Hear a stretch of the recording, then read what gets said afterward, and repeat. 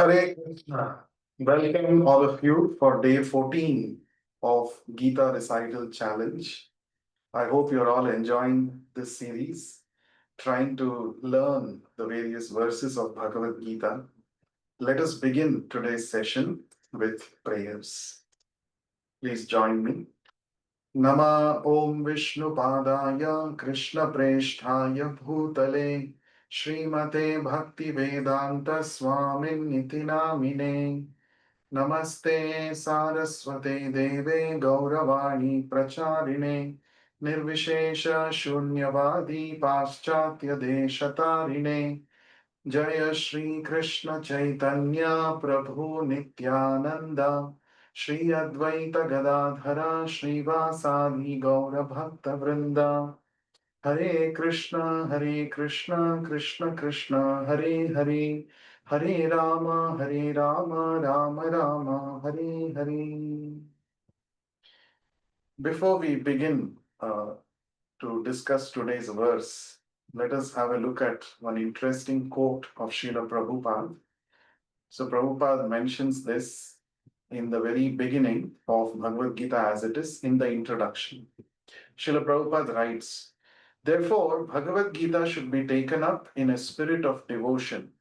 One should not think that he is equal to Krishna, nor should he think that Krishna is an ordinary personality or even a very great personality.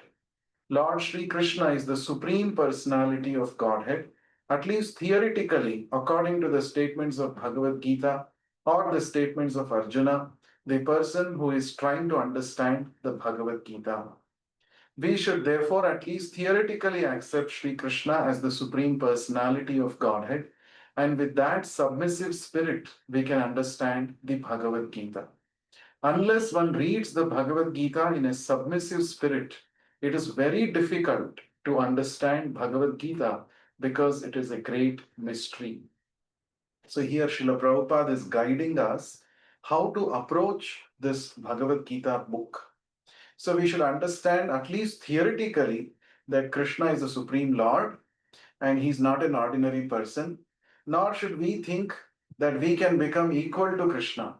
Now, these are all obstacles in our understanding of Bhagavad Gita. To think that I can become equal to Krishna or Krishna is an ordinary person.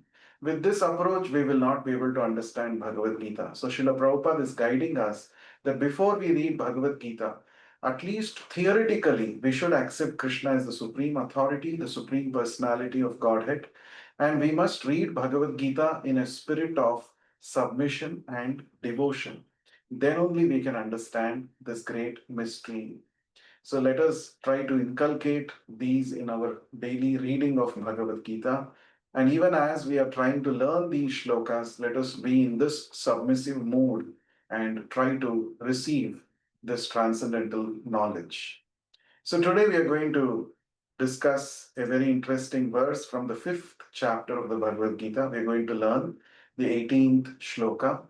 The verse reads, Vidya Vinaya Sampanne Brahmane Gavihastini Shuni Chaiva Shvapake Cha Pandita Samadarshinaha. The meaning of this verse is the humble sage, by virtue of true knowledge, sees with equal vision a learned and gentle Brahmana, a cow, an elephant, a dog, and a dog eater or an outcast. So here, Lord Krishna is talking about equality of vision. Now, many times we keep hearing this now and then. A lot of people protesting for equal rights of all human beings or gender equality, all such things we keep hearing. But it's very interesting to note that such equality was being spoken about in the Bhagavad Gita some 5,000 years ago by the supreme authority, Lord Krishna himself. So, Lord Krishna talked about equality with respect to our seeing each person or each individual. In the second chapter, we have understood that each one of us in different species of life, not only human beings, we are not our bodies, we are actually spirit soul. And along with the spirit soul, there is also the Paramatma, the Supreme Lord Himself, who is residing in everyone's heart. Therefore, a learned person, how does he see people and animals and other entities around him? That is explained here in the shloka. Vidya Vinaya Sampanne, one who is Vidya Vinaya Sampanne. Vinaya Sampannaha refers to the humility. Vidya means real knowledge. A person who is endowed with real knowledge and humility. How does he see everybody? He is called a Pandita. Pandita means a truly learned person, a sage. He sees the Brahmana. Brahmana means a learned personality. Brahma Jnana Janati iti Brahmana. One who is conversant with spiritual knowledge. He's called a Brahmana. And then Gavi means a cow. Hastini means an elephant. Shuni means a dog. Shwapaka means a person who eats dog flesh. So externally, all of these entities appear to be different. But a real Pandita, a real learned person, sees all of them equally because he does not see their external dresses, their bodies, but he sees the soul within each entity, and more importantly, the Paramatma, who is the same, who is seated in all of these living entities' hearts. So, equality is possible not on the material platform. Equality is possible only when we come to the spiritual platform. When we understand that we are not our bodies, we are spirit souls, and we are accompanied by the Supreme Lord, the Paramatma, in our heart.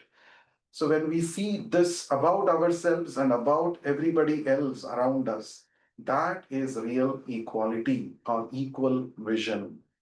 So we need to practice this equality in seeing by developing spiritual consciousness. That is the message of this verse.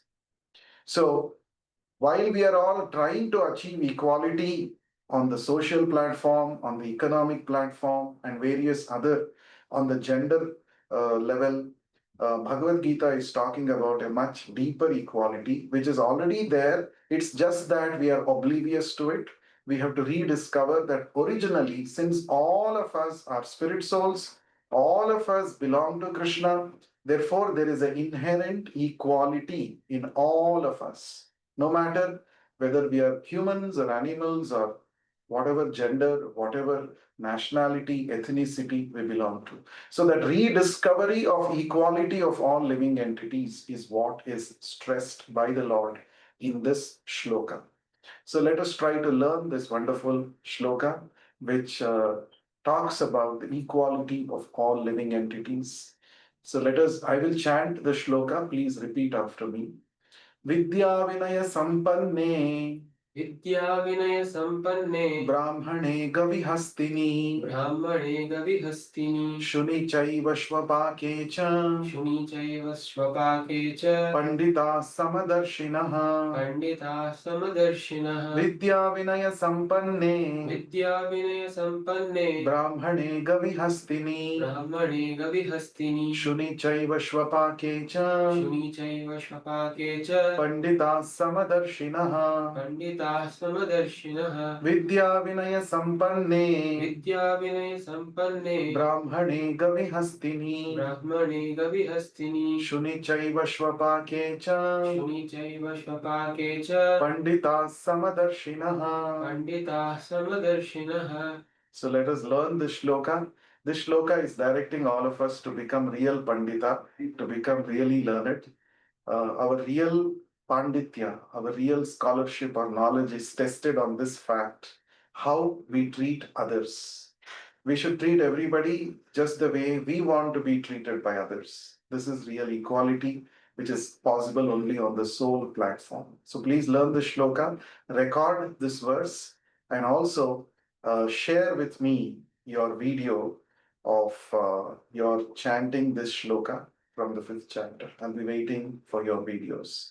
Another important thing I request you to do is please comment on the YouTube, please comment in one single sentence what you understood from this verse. Your learning from this shloka in your own words, in just one line. Please type on this comment section and share with us. We'll be very happy to go through all your comments. Thank you very much. Hare Krishna.